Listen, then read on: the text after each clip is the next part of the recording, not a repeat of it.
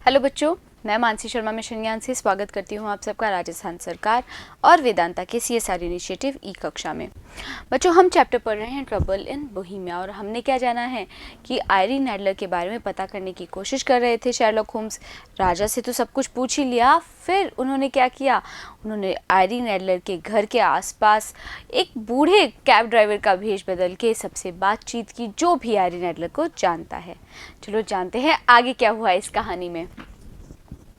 She is all that the king says she is and more, he said. तो फिर Sherlock Holmes ने क्या बताया कि वो सब कुछ है जो राजा ने कहा था और वो उससे ज़्यादा भी है। कौन बच्चों? Irene Adler. She is a beautiful woman. Sherlock ने कहा कि वो एक खूबसूरत महिला है। I also discovered a surprising fact. और मैंने पता लगाया एक आश्चर्यजनक तथ्य का भी।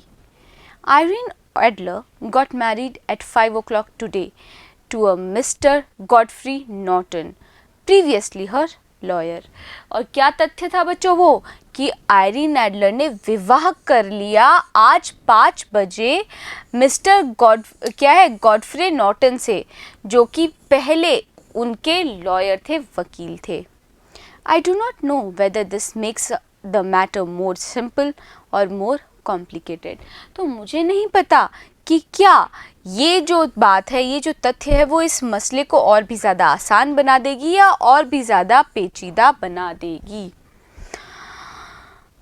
Although she herself is an honorable person, भले ही वो खुद एक ऑनरेबल इज्जतदार व्यक्ति है, who knows what advantages her husband, a lawyer, may see in a photograph of her and the king of Bohemia taken together.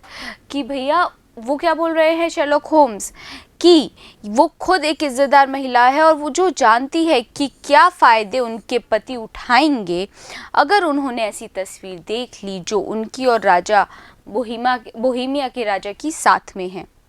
तो बच्चों, क्या क्या शब्द हमने यहाँ पे पढ़े हैं, देखिए रिवाइज करते हैं। सबसे पहला है डिस्कवर्ड। डिस्कवर्ड यानी कि पता लगा। सरप्राइजिंग मतलब आश्चर्यजनक। फैक्ट यानी कि तथ्य। मैरिड यानी कि विवाह। प्रीवियसली मतलब पहले। कॉम्प्लिकेटेड यानी कि जटिल। ऑनरेबल मतलब इज्जतदार। एडवांटेजेस यानी कि फायदे। We must get the photograph by all means, हमें किसी भी तरीके से उन फोटोग्राफ्स को हासिल करना होगा।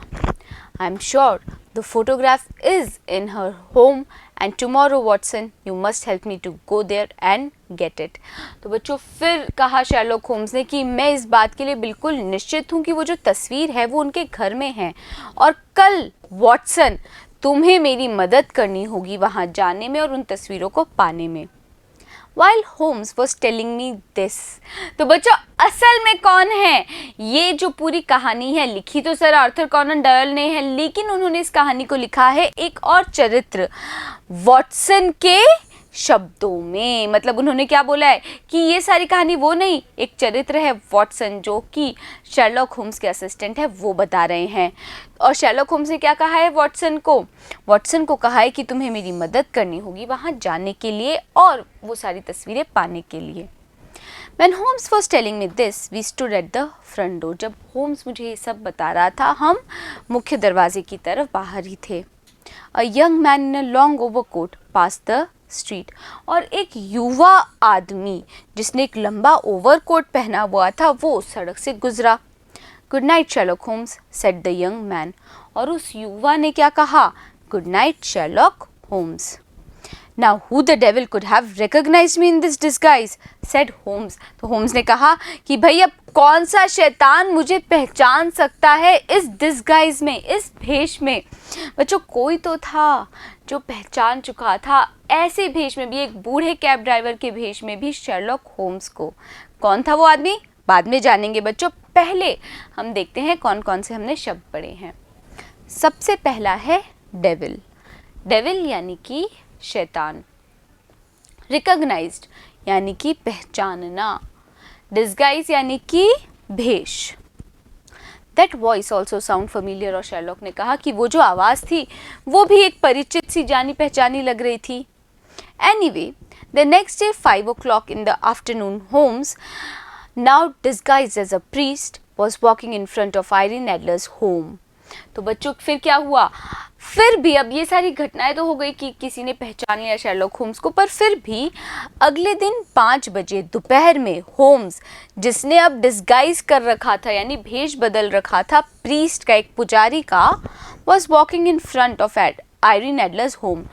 वो आयरीन एडलर के घर के आगे से जा रहा था।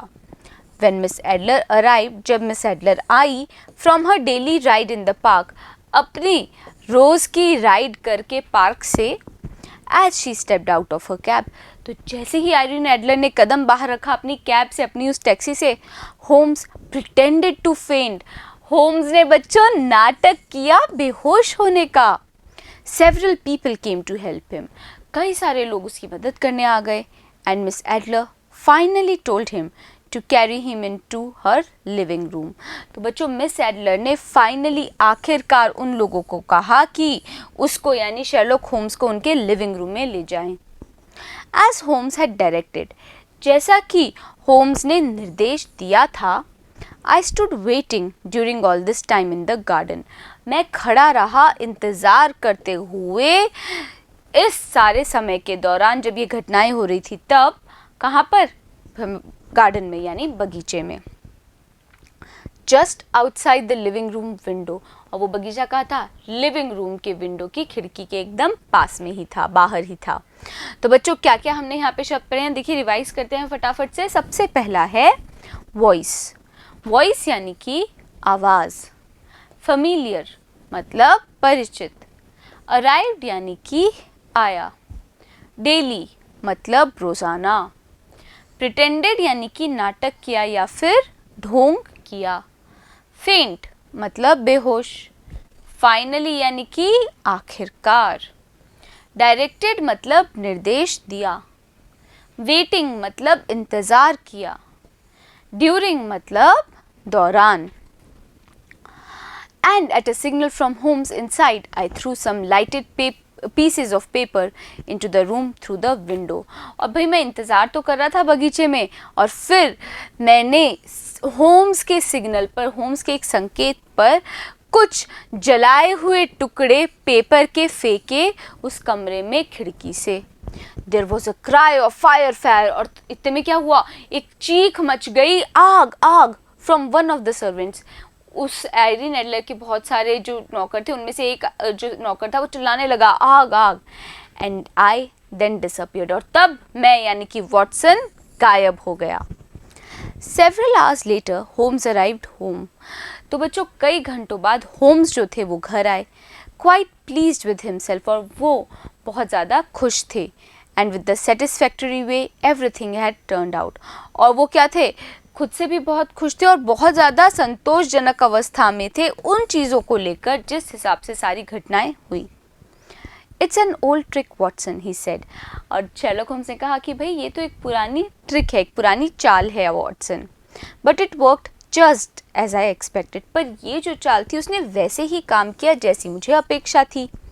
When someone cried fire, Irene Adler ran, जब कोई चिल्लाया आग तो आयरीन एडलर भागी। कहाँ भागी बच्चों, और क्या ट्रिक थी ये, अभी हम जानते हैं, पहले मीनिंग्स रिवाइज करेंगे।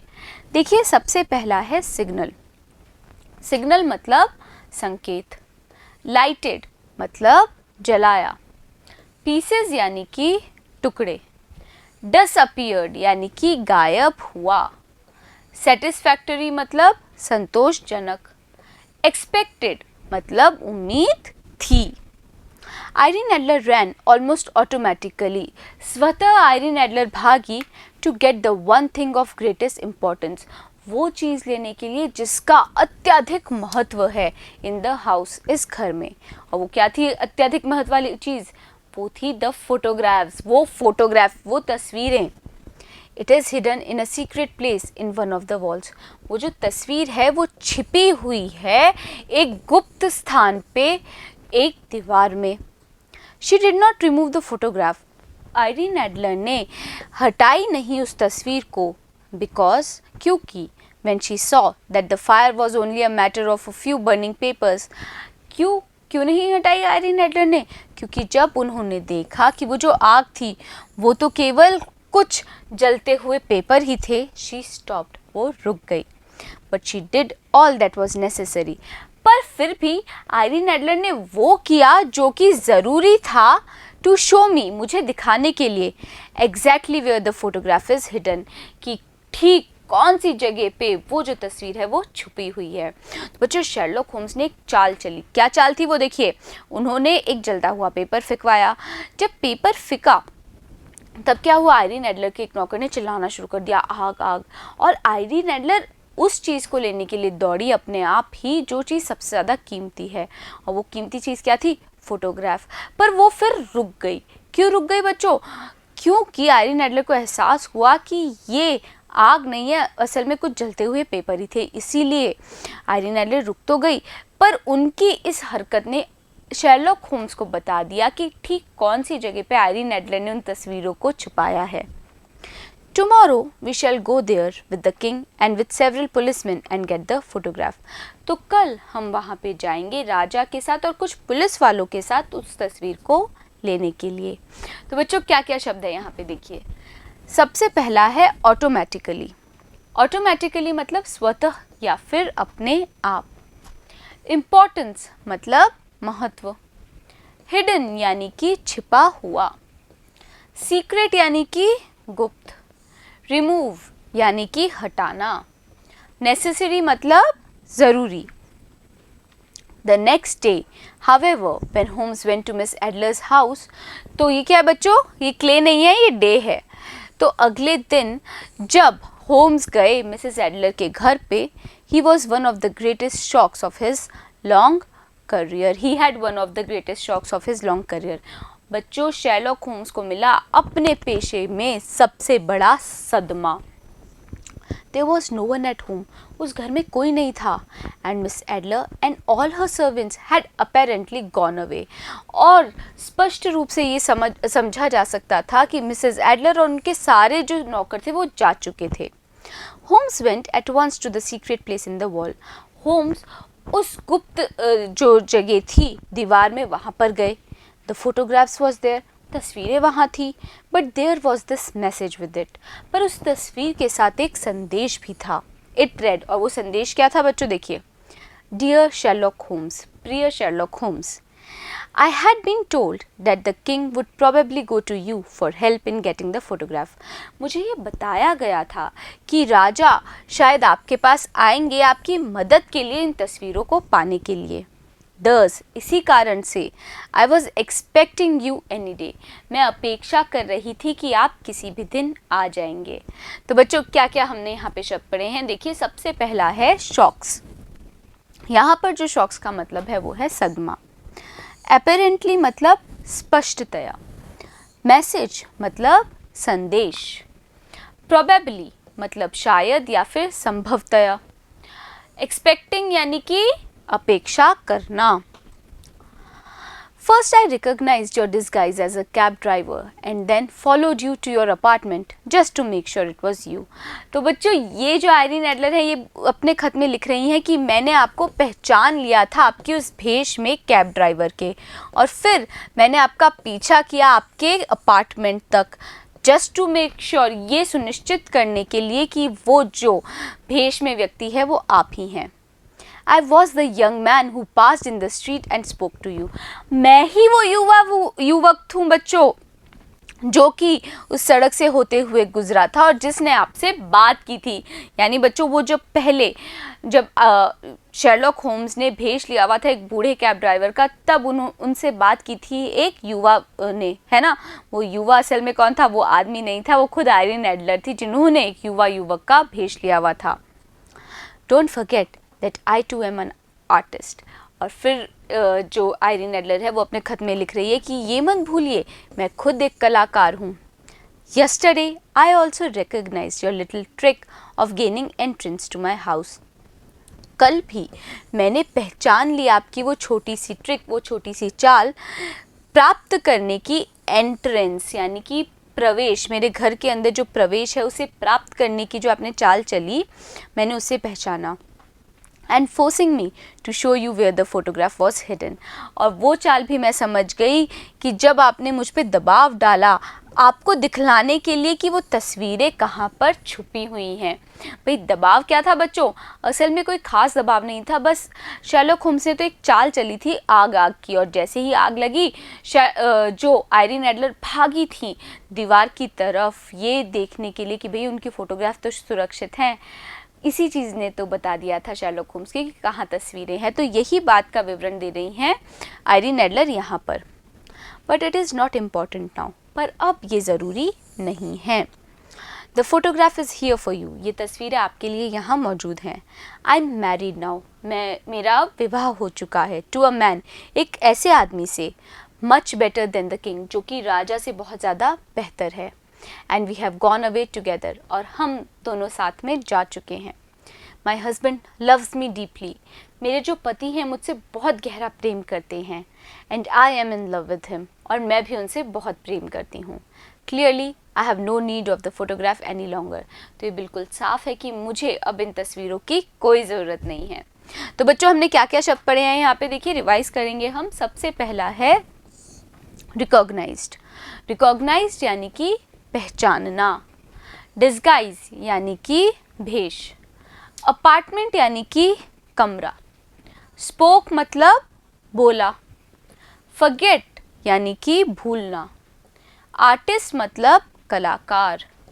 यस्टरडे यानी कि कल। ट्रिक्स मतलब चाल। गेनिंग यानी कि प्राप्त करने की। एंट्रेंस मतलब प्रवेश। हिडन यानी कि छिपा हुआ। इम्पॉर्टेंट मतलब ज़रूरी। तो बच्चों मज़ेदार थी ना कहानी? एक बार फिर से रिवाइज कर लेते हैं हमने कहानी में क्या क्या पढ़ा। देखिए बच्चों, शर्लॉक होम्स एक जासूस है जो कि अपने असिस्टेंट के साथ रहते हैं जिनका नाम क्या है? वॉटसन। एक दिन इनके पास एक केस आता है। वो केस किसका है? बोहेमिया के राजा का है। बोहेमिया के राजा ने बताया कि एक महिला है आयरीन एडलर, जिनके पास उनकी कुछ तस्वीरें हैं और वो धमका रही हैं कि वो सब कुछ बता देंगी जो राजा है उनकी होने वाली पत्नी को। क्या बता देंगी? उनके प्रेम प्रसंग के बारे में बता देंगी। अब उन्होंने, राजा ने ये विनती की है शर्लॉक होम्स से कि वो तस्वीरें उनसे ले ले आयरीन एडलर से। अब शर्लॉक होम्स भी भेष बदल के जाते हैं, पर उसका कोई फ़ायदा नहीं होता। आयरीन एडलर झट से पहचान लेती हैं वो कौन है, और फिर वो शर्लॉक होम्स का पीछा करके उनके घर पे आती हैं ये निश्चित करने के लिए कि वो शर्लॉक होम्स ही हैं। वो बात भी करती हैं शर्लॉक होम्स से, पर शर्लॉक होम्स उनको नहीं पहचान पाते बच्चों। तो ये बात साबित करती है कि आयरीन एडलर शर्लॉक होम्स से भी ज़्यादा चतुर साबित हुई हैं। फिर क्या करते हैं शर्लॉक होम्स? भाई वो उनके घर में घुसने के लिए एक चाल चलते हैं और वो घुस भी जाते हैं। और फिर वो एक चाल चलते हैं ये पता करने के लिए कि तस्वीरें कहाँ हैं। और जब वो अगले दिन उन तस्वीरों को लेने जाते हैं तब पता चलता है कि आयरीन एडलर तो ये सब कुछ जानती थी और उन्होंने वो तस्वीरें वहीं छोड़ दी थी। क्यों? क्योंकि उनका विवाह हो चुका था और वो इन सब से बहुत दूर जा रही थी। तो बच्चों अच्छी थी ना ये कहानी? अब मिलेंगे अगले वीडियो में और करेंगे हम इसी चैप्टर के क्वेश्चन आंसर्स। बने रहिएगा मेरे साथ, मिलते हैं अगले वीडियो में।